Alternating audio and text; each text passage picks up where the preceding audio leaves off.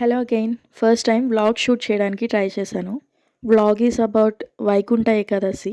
గుడిలో దర్శనం 3:30 AM start చేస్తామన్నారు. సో 3 o'clock నుంచి మనం ఇంట్లో దీపం పెట్టుకోవచ్చు అని చెప్పారు. అందుకని 2 o'clockకే లేచి ఫ్రెష్ అయిపోయి తులసి అమ్మ దగ్గర ఇలా ముగ్గు పెట్టేసుకున్నాను.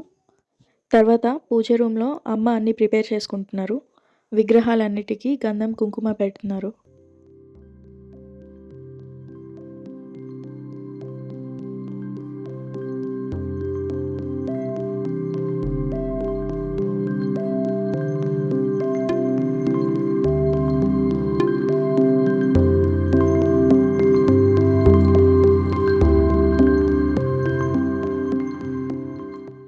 తర్వాత ఇంట్లోనే పూచిన చామంతి పువ్వులను కోసి అలాగే మహావిష్ణువుకి తులసి దళాలను కూడా కోసుకుని తీసుకొచ్చాము.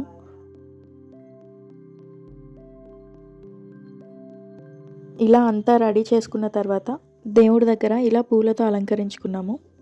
అలాగే ఇంటి బయట ఇలా ముగ్గు పెట్టుకున్నాము.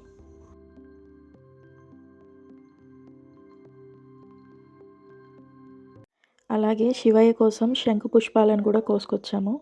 దేవుడి దగ్గర నైవేద్యంగా పానకం వడపప్పు పెట్టాము. And this is my outfit for Vaikuntha Ekadashi అండి.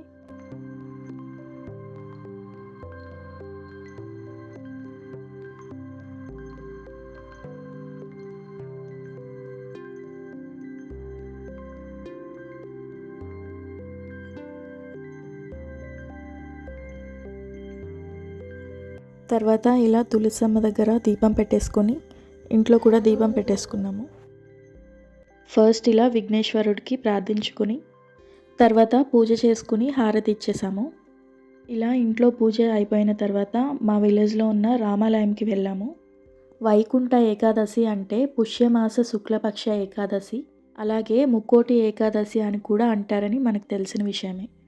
శ్రీ మహావిష్ణువు గరుడ వాహనం పైన ముక్కోటి దేవతలతో కలిసి భూలోకానికి వస్తారని, అందుకే ముక్కోటి ఏకాదశి అంటారని చెప్తారు.